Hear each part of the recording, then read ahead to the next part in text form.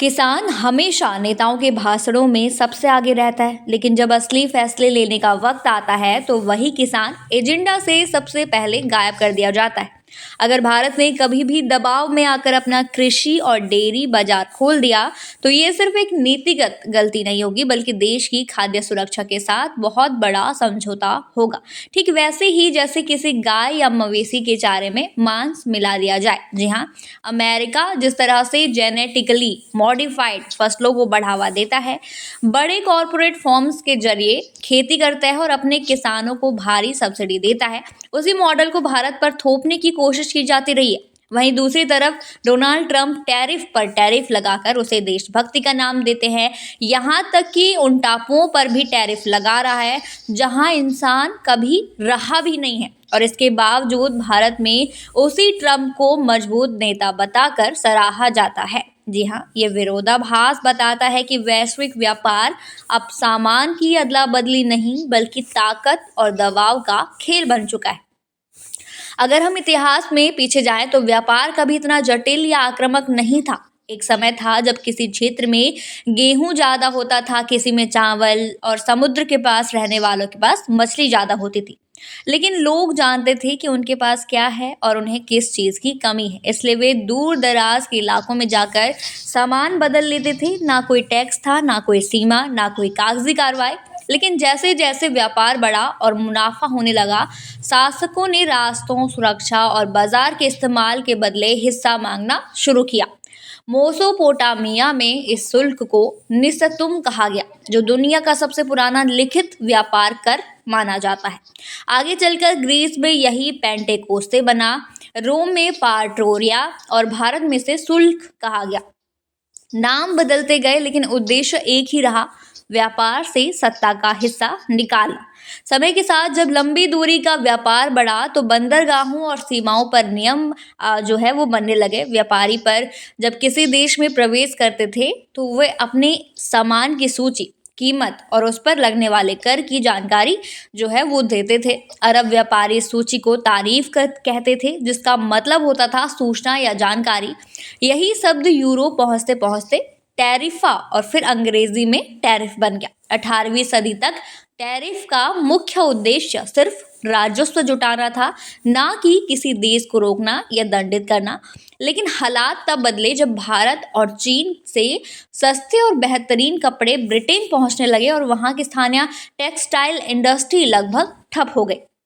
बेरोजगारी बढ़ी। ब्रिटिश सरकार को ये समझ में आया कि आयात से टैक्स तो मिलता है, लेकिन स्थानीय उद्योग बर्बाद होते जाते हैं। इसी सोच में कैलिको एक्ट लाया गया, जिसने भारतीय और चीनी कपड़ों पर प्रतिबंध जैसा माहौल बना दिया। हालांकि इस नीति का असर उल्टा पड़ा। ब्रिटेन की अंतर्राष्ट्रीय छवि खराब हुई। दूसरे देशों ने भी जवाबी कदम उठाए और खुद ब्रिटिश जनता को महंगे और घटिया कपड़े खरीदने पड़े। तब ब्रिटेन ने सीधा प्रतिबंध लगाने के बजाय एक नई रणनीति अपनाई, जिसे आज हम टैरिफ शेड्यूल कहते हैं। जो जरूरी वस्तुओं पर कम या शून्य टैक्स रखा गया है और गैर जरूरी या स्थानीय उद्योग से टकराने वाले सामान पर भारी टैरिफ लगाया गया, ताकि वे खुद ब खुद महंगे होकर बाजार से बाहर हो जाए। आज डोनाल्ड ट्रंप जिस तरह से टैरिफ का इस्तेमाल कर रहे हैं, वे उसी पुरानी ब्रिटिश मॉडल का आधुनिक रूप है। 1929 में जब अमेरिका में वॉल स्ट्रीट क्रैश हुआ तो हालात और बिगड़ गए। नौकरियां गई, फैक्ट्रियां बंद हुई और पूरी दुनिया इसकी चपेट में आ गई। इस संकट से निपटने के लिए 1930 में स्मूथ हॉले टैरिफ एक्ट लाया गया, जिसके तहत हजारों वस्तुओं पर 40 से 100% तक टैरिफ जो है वो लगा दिए गए। अमेरिका को लगा कि इससे उसके उद्योग बच जाएंगे, लेकिन हुआ इसका उलट। 25 से ज्यादा देशों ने अमेरिका पर जवाबी टैरिफ लगाए। वैश्विक व्यापार 66% तक गिर गया और बेरोजगारी ऐतिहासिक स्तर पर पहुंच गई। ये साफ हो गया कि बिना रणनीति लगाए संरक्षणवादी टैरिफ पूरी दुनिया को नुकसान पहुंचाते हैं। दूसरे विश्व युद्ध के बाद देशों ने जो है वो तय किया, अब व्यापार को किसी नियम के दायरे में लाना जरूरी है। इसी से जो है 1947 में GATT बना, जो आगे चलकर WTO बना। इसमें यह सिद्धांत रखा गया कि किसी एक देश को दी गई टैरिफ छूट सभी सदस्य देशों को दी जाएगी, ताकि भेदभाव न हो। लेकिन अमेरिका और यूरोप ने फ्री ट्रेड एग्रीमेंट और राष्ट्रीय सुरक्षा जैसे प्रावधानों के जरिए अपने हितों के लिए नियमों में रास्ते भी निकाल लिए। नियम बराबरी के बने, लेकिन ताकतवर देशों के लिए हमेशा अपवाद मौजूद रहे। इसी दौर में अमेरिका के पास गेहूं, मक्का और सोयाबीन का भारी भंडार जमा हो गया। युद्ध के लिए पैदा किया गया अनाज अब बोझ बन चुका था, जबकि भारत सूखे और भुखमरी से जूझ रहा था। 1954 में अमेरिका ने PL 480 कानून लगाकर भारत को सस्ता अनाज देना शुरू कर दिया, जिसे रुपए में खरीदा जा सकता था। मजबूरी में भारत ने इसे स्वीकार किया, भले ही कई रिपोर्टों में उस गेहूं की गुणवत्ता पर सवाल उठे और उसे जानवरों के खाने लायक भी बताया गया। सस्ता अनाज आने से भारतीय किसान पिछड़ते गए, उत्पादन घटा और कुछ ही सालों में भारत की निर्भरता अमेरिका पर खतरनाक स्तर तक पहुंच गई। 1965 के युद्ध के समय यही निर्भरता भारत के खिलाफ हथियार बन गई। अमेरिका ने अनाज की आपूर्ति रोकने और देर करने की धमकी दी, जिससे करोड़ों लोगों की खाद्य सुरक्षा पर जो है वो खतरे में पड़ गई। ये दबाव इतना अपमानजनक था कि इंदिरा गांधी ने तय कर लिया कि भारत दोबारा कभी खाने के लिए किसी देश के आगे हाथ नहीं फैलाएगा।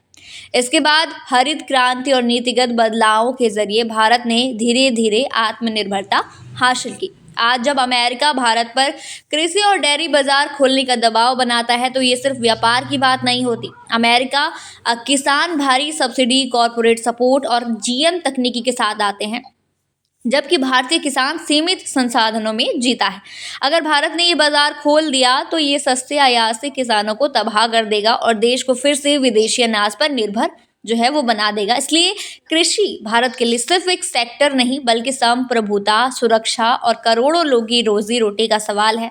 और यही वजह है कि हर सरकार को भाषण से आगे बढ़कर इसे जो है वो असली एजेंडा बनाना होगा। क्या आप टैरिफ के बारे में जानते हैं? क्या जानते हैं? क्या सोचते हैं आप इस पूरे मुद्दे पर? हमें कमेंट सेक्शन में ज़रूर बताइए और साथ ही बने रहिए पहाड़ न्यूज़ के साथ।